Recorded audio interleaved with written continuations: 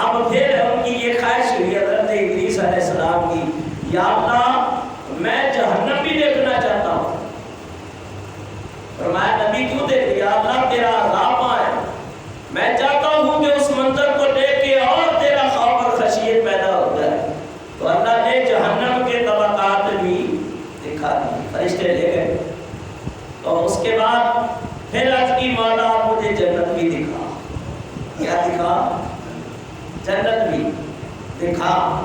اور جہنم ہے یہ پل صراط کے نیچے، اوپر ہوگا پل صراط، اور اللہ فرماتا ہے وَإِن مِّنكُمْ إِلَّا وَارِدُهَا كَانَ عَلَىٰ رَبِّكَ حَتْمًا مَقْضِيًّا، کہ اے محبوب تیرے رب کا یہ فیصلہ قرار پکڑ چکا ہے کہ ہر ایک کو اس سے گزرنا ہے، ہر ایک کو سے گزرنا ہے۔ وَارِدُهَا یعنی ولود ہوگا ہر ایک کا، ہر ایک جائے گا اس کے اوپر سے۔ تو اب جنت میں گئے، جنت کی نعمتوں کو دیکھا، سبحان اللہ، اور غلمان کو دیکھا، مقربان فرشتوں کو دیکھا۔ فرشتے نے کہا حضرت اب آپ پیر تشریف لے چلے۔ تو آپ نے فرمایا میاں اللہ کی قدرت کا یہ فیصلہ ہے کہ تم میں سے ہر ایک موت کا ذائقہ چکھے گا، وہ میں نے چکھ لیا ہے، ہر ایک نے اوپر سے گزرنا ہے، میں اندر بھی جا کے آ چکا ہوں۔ اور اب جنت میں تو اللہ فرماتے ہیں اب جنت میں داخل کر کے کسی کو نکالیں گے نہیں، جب رب نے فیصلہ دے دیا تو تم کیوں مجھے نکالتے ہو؟ کہا یاد رکھو کہ جب تک اللہ کے محبوب، اللہ کے حبیب حضرت محمد مصطفیٰ احمد مجتبی حبیب کبریا صلی اللہ علیہ وسلم نہیں آتے، اس وقت تک کوئی کسی کو یہاں اجازت کیوں رہ رہی ہے؟ یہ فرشتے کیوں رہ رہے؟ کہا وہ تو ان کے غلام بن کے رہ رہے۔ تو کہا اس میں کیا مذائقہ ہے، میں بھی ان کا غلام بن کے انتظار کروں گا۔ تو یہ آپ بھی جنت کے اندر موجود ہے، حضرت ادریس علیہ السلام۔ تو اللہ نے ان کو یہ معراج کرائی ہے کہ اللہ نے بلند مقام کے اوپر انہیں اٹھا دیا ہے۔ یہ آدم علیہ السلام کی معراج فرشتوں سے سجدہ کرایا، ادریس علیہ السلام کی معراج اللہ نے جنت میں پہنچایا۔ اب سنو اور ایمان پیدا کرو میرے بزرگوں اور دوستوں، اللہ تعالیٰ ارشاد فرماتا ہے کذالک نری ابراہیم ملکوت السماوات والارض ولیکون من الموقنین۔ اور پارہ ہے 7واں، رکوع ہے 8۔ اور اسی طرح ہم نے حضرت ابراہیم علیہ السلام کو زمین و آسمان کے ملک دکھائے تاکہ وہ حق الیقین کرنے والوں میں سے ہو جائے۔ تو یہ حضرت ابراہیم علیہ السلام کی بڑی قربانیاں دی حضرت ابراہیم علیہ السلام، بیوی بچہ وطن، بلکہ اپنی جان سے بھی قربانی دی ہے۔ اور جو اللہ کے لیے قربانیاں دیتے ہیں اللہ ان کی قربانیوں کی پہ لاج رکھتا ہے۔ یہ کیسے ہو سکتا ہے؟ آپ کسی دنیا دار کے لیے قربانی دیں تو وہ آپ کا احسان نہیں بھولتا، اور جو رب کے لیے خالص ہو کے لگ جائے تو اللہ اس کا کیسے ادھار رکھے گا؟ فرمایا حضرت ابراہیم علیہ السلام اللہ تعالیٰ نے ان کو معراج کرائی۔ اللہ تعالیٰ نے فرمایا اے میرے خلیل، اے ابراہیم علیہ السلام، آپ ایک پہاڑ کے اوپر کھڑے ہو جائے اور پھر ہماری قدرت کا مشاہدہ کریں۔ یہاں تک کہ حضرت ابراہیم علیہ السلام وہ ایک پہاڑ کے اوپر کھڑے ہو گئے۔ جب کھڑے ہو گئے تو اللہ نے سارے پردے اٹھا دیے، سارے حجابات اٹھا دیے، اور آپ نے پہاڑ پہ کھڑے کھڑے آپ اللہ کی قدرت کے حجابوں کو دیکھ لیا، اور تمام کائنات ان کے اوپر روشن ہو گئی۔ میرے بزرگوں دوستوں، آپ پوری روئے زمین، آسمان اور زمین کو ایسے دیکھ رہے تھے جیسے کوئی ہاتھ کی ہتھیلی کو دیکھتا ہے، اس طرح آپ مشاہدہ کر رہے تھے۔ تو جب آپ نے لکھا، سنو اور کرو، جو بات میں آپ کے ذہن نشین کرانا چاہ رہا ہوں، آپ کو بتانا چاہ رہا ہوں، سنو اور ایمان پیدا کرو۔ حضرت ابراہیم علیہ السلام نے جیسے اللہ نے وہ پردے ہٹائے تو کوئی کوئی چیز آپ کے لیے پردہ نہ رہے، ہر چیز آپ کے اوپر روشن ہو اور سب کچھ دیکھ رہے تھے اگر تو آپ نے ایک جگہ دیکھا ایک شخص زنا کر رہا ہے. کیا کر رہا ہے؟ زنا کر رہا ہے. اور زنا بہت بڑی لعنت، اللہ مسلمانوں کو اس سے محفوظ رکھے. اللہ تعالیٰ ارشاد فرماتا ہے وَلَا تَقْرَبُوا الزِّنَا إِنَّهُ كَانَ فَاحِشَةً وَسَاءَ سَبِيلًا. اور زنا نہ کرو، زنا برا راستہ ہے اور زنا کی 15 لعنتیں ہیں. اس میں سے بہت ساری علماء مفسرین نے اپنی اپنی کتابوں کے اندر بیان کیا کہ اللہ اس کی سب سے پہلے روزی سے برکت اٹھا لیتا ہے.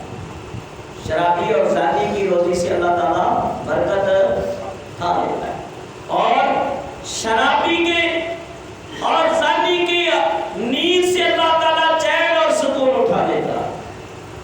یہاں تک کہ اس کے چہرے پہ پھٹکار ہوتی ہے، نور چھین لیتا، اولاد کو نافرمان کر دیتا ہے، بزرگ لوگوں کی دعائیں اس کو نہیں لگتی اور اللہ والے لاکھ دعائیں کریں ایسے شخص کے لیے اللہ قبول نہیں کرتا ہے. کیوں؟ کہ انہوں نے اللہ تعالیٰ سے جنگ کر لی ہے. کیونکہ جو گناہ کرے نافرمانی کرے تو وہ فرما بردار ہوگا یا نافرمان ہوگا؟ تو اللہ تعالیٰ پہ نافرمان کی تو پکڑ کرتا ہے نا. زنا کرنا ظلم ہے کہ نہیں؟ کسی کی عزت میں مال کرنا. اور حضور نے فرمایا بدبخت ہے وہ جو کسی کی ماں بہن کے ساتھ ایسا رویہ کرے. اور امام شافعی فرماتے ہیں آج تم کرو گے کل تمہاری بیٹیاں اور بیٹے اس کو چکائیں گے. یہ قرض ہے اور لوگ سمجھتے نہیں. اللہ تعالیٰ اس عذاب سے اس گناہ سے میں محفوظ کرے. آمین. اور حلال اور طیب چیزیں اللہ تعالیٰ استعمال کرنے کی توفیق عطا فرمائے. برکہ یہ بہت بڑی لعنت ہے. اللہ تعالیٰ کی بارگاہ میں دعا کرتے ہیں یا اللہ اس امت کو اس گناہ سے محفوظ کر دے. جس قوم میں زنا پھیل جائے وہاں موت بھی کثرت سے ہوتی ہے. طاعون کی بیماریاں ایسے وائرس پھیل جاتے ہیں جو نماز نہ پڑھے، زنا کرے، شراب پیے، ناپ تول میں کمی کرے تو اللہ کی رحمت اس قوم کے اوپر نہیں آتی ہیں. تو پھر مجھے پھر یہ آپ کے تعالیٰ دیتے ہیں مولوی جی آپ کی دعا قبول نہیں ہوتی ہے. میں تھوڑا بندے نے پتر پڑھ دو میری دعا قبول ہو. میں کوشش تو کرتا ہوں لیکن کچھ تم بھی ہلچل کرو نا تاکہ بات بن جائے. کیوں؟ فرمایا کہ جب انسان 5 ٹائم کا نمازی بنے گا اور اللہ کا فرما بردار بنے گا تو اللہ امام کی دعا کو بھی قبول کرے گا مقتدی کے حق میں اور مقتدی کی دعا کو بھی اللہ حضور کی امت کے حق میں قبول کر لے گا. لیکن ان اللہ لا یغیر بقوم حتی یغیروا ما بانفسہم. وہی بات ہے جو پہلے میں نے بتائی تھی. فرمایا کہ اللہ اس قوم کی حالت نہیں بدلتا جس کو اپنی حالت بدلنے کا خیال کہ رب نے آج تک اس قوم کی حالت نہیں بدلی. نہ ہو جس کو کچھ خیال اپنی حالت کے بدلنے کا. اللہ عمل کی توفیق عطا فرمائے. اور حضرت خلیل اللہ نے دیکھا تو حضرت کو جوش آ گیا اور آپ نے بد دعا کر دی یا اللہ اس کو تباہ و برباد کر دے. وہ مر گیا، زانی مر گیا. پھر آپ نے ایک طرف نگاہ کی تو وہاں بھی ایک بندے کو گناہ کرتے ہوئے پایا. اس کے لیے بھی بات یا اللہ اس کو بھی مار دے، بیڑا کر دے اس کا. وہ بھی مر گیا. پھر ایک طرف نگاہ کی تو پھر ایک تو گناہ گاری کی حالت میں پایا. ابھی آپ خیال ہی کر رہے تھے، ہاتھ اٹھانا چاہتے تھے. رب نے فرمایا خلیل اللہ ٹھہر جا. اگر تو بد دعائیں کر کے اس طرح میرے مخلوق کو مرواتا رہا تو مجھے مخلوق بڑی پیاری ہے. یہ میرے بندے ہیں، کوئی بات نہیں، یہ گناہ کر رہے ہیں لیکن یہ ان میں ایسے بھی آ جائیں گے کہ یہ تو بد ہیں، ان کی نسلوں میں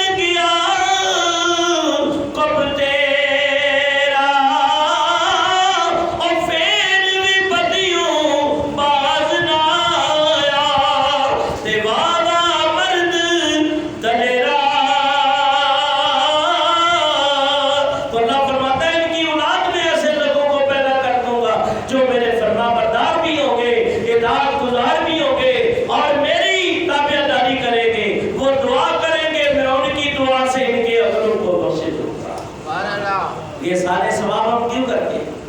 یہ ختم، یہ فاتحہ، یہ 10واں 20واں 40واں یہ کیوں کراتے ہیں؟ ان کا مقصد دعا ہوتی ہے.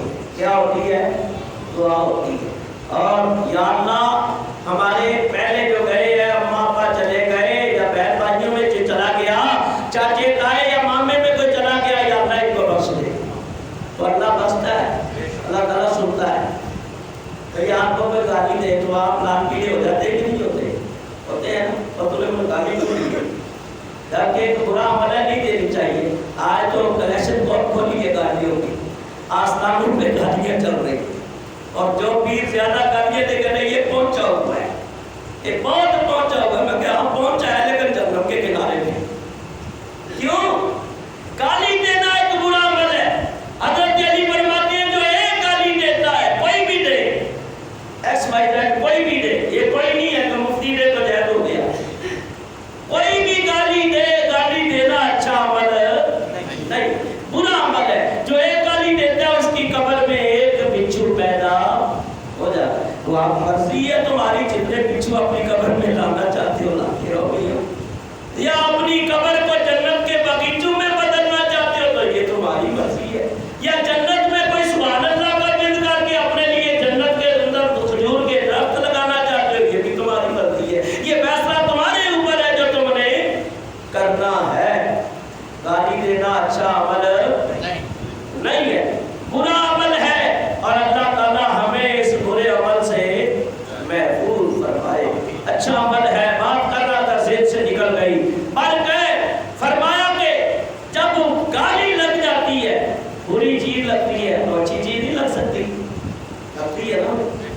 تو اگر موئے ہوئے آدمی کو کوئی اس کے بیٹے کے سامنے گالی دے دے تو لال پیلا نہیں ہوگا. پورا تیرا ابا تو مر گیا کہ اس کو پہنچ نہیں ہے.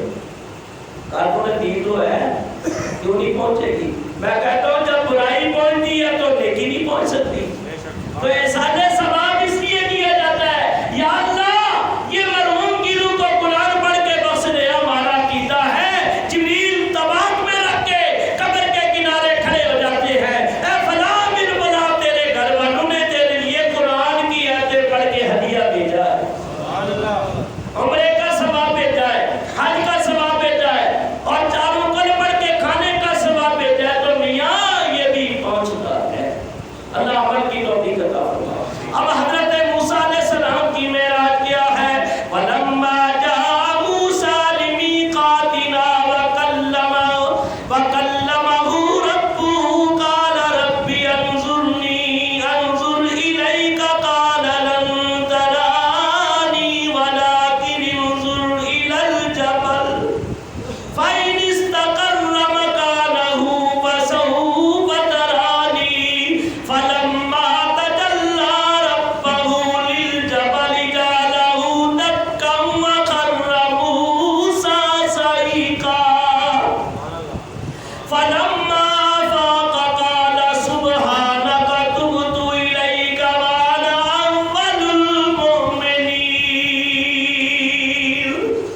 فرمایا کہ جب حضرت موسیٰ علیہ السلام وعدے پر کلام سننے کے لیے حاضر ہوئے تو دور میں پہنچے تو ان کے رب نے ان سے باتیں کی، کلام کیا، عرض کی اے میرے رب، اے میرے پروردگار، مجھے اپنا دیدار دکھا تاکہ میں تجھے دیکھ سکوں.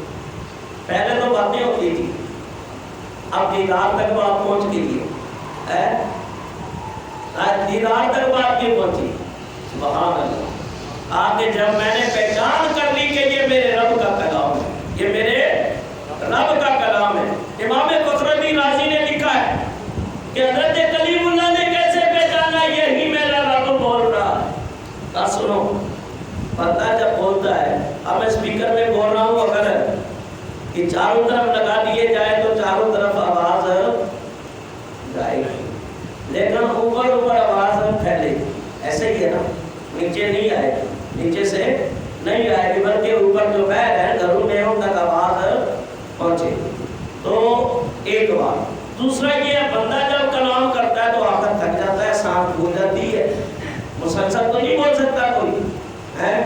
تو یہ عاجزی انسان کی ہے. ایک دو باتیں ہو. تیسرا یہ ہے جب بندہ کلام کرتا ہے تو ایک طرف سے آواز آئے گی، یا ایسے سپیکر ہو گئے چاروں طرف سے، اگر بغیر سپیکر کے کرے تو ایک طرف سے آواز آئے گی یا دو طرف سے آئے گی، اور چاروں طرف سے اوپر نیچے دائیں بائیں ہر طرف سے آواز نہیں آ سکتی۔ کلیم اللہ جب رب سے باتیں کر رہے تھے، کہا کلام مسلسل ہو رہا تھا، رکاوٹ بیچ میں نہیں ہو رہی تھی، رک نہیں رہا تھا میرا رب، میرے رب کا کلام میں نے پہچان لیا۔ انسان ہوتا تو رک جاتا، فرشتہ ہوتا تو رک جاتا، یہ میرا رب ہی کلام کر رہا ہے جس میں رکاوٹ پیدا نہیں ہو رہی۔ اور جب میں نے غور و فکر کیا، وہ دائیں بائیں آگے پیچھے ہر طرف سے میرے رب کی آواز آ رہی، اور پھر اس کلام کو سن کے آپ فرماتے میرے رونگٹے کھڑے ہو جاتے تھے، میرے دل میں کیف اور لذت اور سرور پیدا ہو جاتا تھا، میں سمجھا یہ میرے رب کا ہی کلام ہے۔ بندوں کا کلام بعد کا تم سنتے ہیں تو حالت تاری ہو جاتی ہے، میں تاری ہو جاتا ہے، اور جب اللہ کے کلام سے کلیم اللہ خود مستفید ہو رہے ہوں گے تو ان کے دل میں کیا کیفیت ہوگی؟ پھر یہ عشق پیدا ہوا، ذوق پیدا ہوا، شوق پیدا ہوا کہ جس کے کلام میں اتنا مزہ ہے، اتنا لطف اور کیف اور سرور اور لذت ہے، وہ خود کتنا خوبصورت ہوگا۔ ہاں تو میاں دل میں شوق پیدا ہو گیا، اور عرض کی قال لن ترانی ولکن انظر الی الجبل قال رب ارنی انظر الیک انظر الیک انظر الیک، مولا نے کہا بتا گجا بتا ذرا اپنا دیدار عطا کر دے، تو رب نے فرمایا لن ترانی، قال لن ترانی، تم ہرگز دیکھ نہیں سکتے، ہم دکھانے پہ قادر تو ہیں لیکن تیری آنکھوں میں وہ ضبط نہیں ہے کہ رب کا دیدار کر سکے۔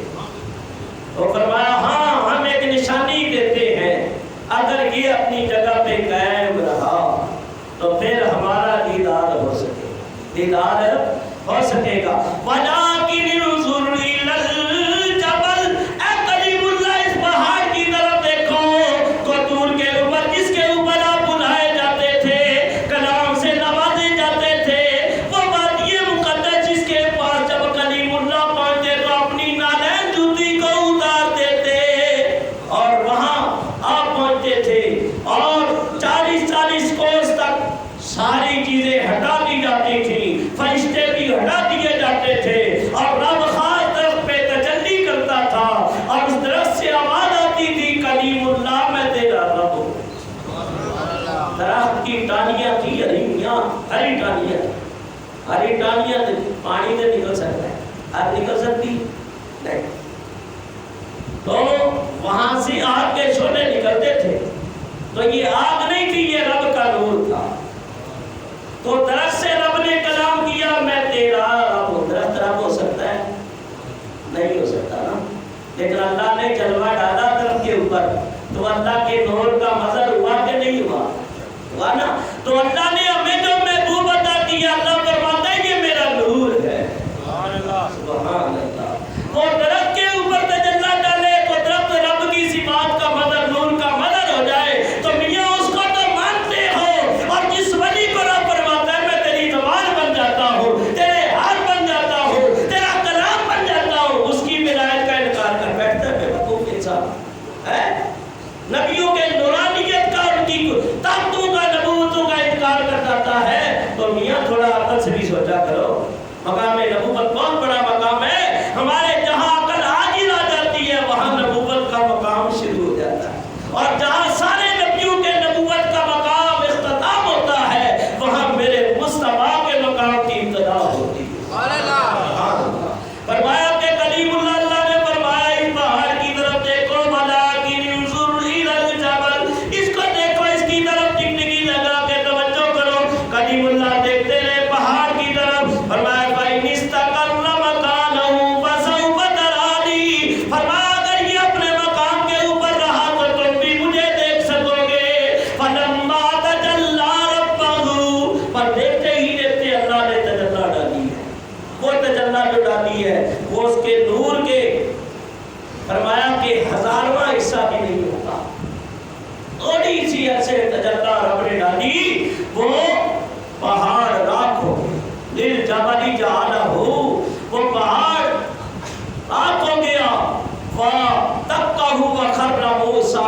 نہیں کہا کلیم اللہ گر کے بے ہوش ہو گئے. فلما افاق, جب تھوڑا افاقہ ہوا, تھوڑا سکون ملا اور سجدے میں کہا سبحانک تیری ذات ہی پاک ہے. تو یہی کا پہلے میں کہتا تھا اپنا دیدار کرا, اب میں اس سے بھی توبہ کرتا ہوں میں تیرا دیدار کے قابل نہیں ہوں, تجھے نہیں دیکھ سکتا, بس تو میرے اوپر مہربانی جاری فرما. اور اول المؤمنین, میں بھی مومنین میں سب سے پہلا. چلو یہ تو ہو گیا. اور وہ ایک علیحدہ کیفیت ہے, 40 دن تک آپ اپنے سامنے نقاب رکھتے تھے, جس طرح کے اوپر آپ کی نظر پڑتی تھی وہ جل کے راکھ ہو جاتا تھا. رات کی تاریکی میں 3 میل کے فاصلے پر بھی اگر کوئی چیوٹی چلتی تو کلیم اللہ کو نظر آ جاتی.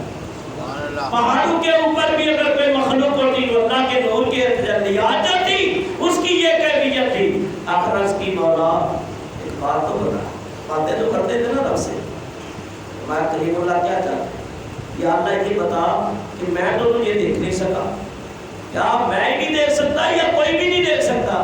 فرمایا اے کلیم اللہ کوئی نہیں دیکھ سکتا, لیکن ایک ہستی ایسی ہے جو مجھے دیکھ سکے گی. یا اللہ وہ کون ہے؟ فرمایا وہ میرا حبیب ہے, میرا حبیب ہے. اچھا یا اللہ میں کون ہوں؟ فرمایا تم میرا کلیم ہے. اب پھر وہی تکرار ہے. لاڈلے پیغمبر تھے, اللہ میں ہاتھ بھی اٹھاتا تھا, اور ادھر جب چلتے تھے تو ماں بھی دعائیں کرتی تھی, یا اللہ میرا بیٹا جلالی ہے. کوئی کلیم اللہ کے کلام میں سختی ہو جائے تو یا اللہ اس کی طرف نہ دیکھنا, ماں کے بڑھاپے کی طرف دیکھنا. سبحان اللہ. یہ جو تم ٹیکے مارتے ہو نا, یہ تمہارا کمال نہیں ہے. یہ فتوحات جو ہوتی ہیں اور رزق کے دروازے کشادہ ہیں اور عزتوں سے نوازے, وہ ماں باپ کی دعائیں ہوتی ہیں, استادوں کی دعائیں ہوتی ہیں, پھر مرشد کی دعا ہوتی ہے. انسان بڑا جلد باز کہتا ہے میں بہت کچھ ہوں, میں یہ ہوں, میں وہ ہوں, میں ہوں کر دوں گا, یوں کر دوں گا. نہ فرماتے میں تیری یوں کی توں کر دوں گا اگر تو میرا فرما بردار نہیں بنے گا. تو اس لیے بندے کو عاجزی اور انکساری کرنی چاہیے. حضرت موسیٰ علیہ السلام نے عرض کی وَمَا الْفَرْقَ بَيْنَ الْكَلِيمِ وَالْخَبِيرِ, یا اللہ مجھے بتا حبیب اور کلیم کے اندر کیا فرق ہے. فرمایا کلیم اللہ وہ ہے جو تم کو دور کے اوپر آ جائے, آواز لگائے مولا مجھے اپنا دیدار عطا کر, مجھے اپنے کلام سے مستفید فرما. لیکن حبیب وہ ہے. فرمایا کلیم اللہ کو دور پہ جاتے ہیں, اللہ کی باتیں سنتے ہیں, عرض کرتے ہیں مولا دیدار کا عطا کر, لیکن حبیب کہیں جاتے نہیں, حبیب التجا نہیں کرتے. لیکن اللہ تعالیٰ فرشتوں کو بھیجا ہے, جبریل عرض کیجیے رب جلیل فرمایا 70,000 لے جا, جنت سے براق لے جا. فرمایا کہ میرے حبیب کے آستانے پہ چلا جا اور جا کے کہہ دے ان اللہ یا محمد ان اللہ, بے شک اللہ پیارے محبوب یشتاق الیک, آپ کے دیدار کا مشتاق ہے. اور اللہ فرماتے تبارک اللہ شان تیری تجھی کو زیبا ہے بے نیازی.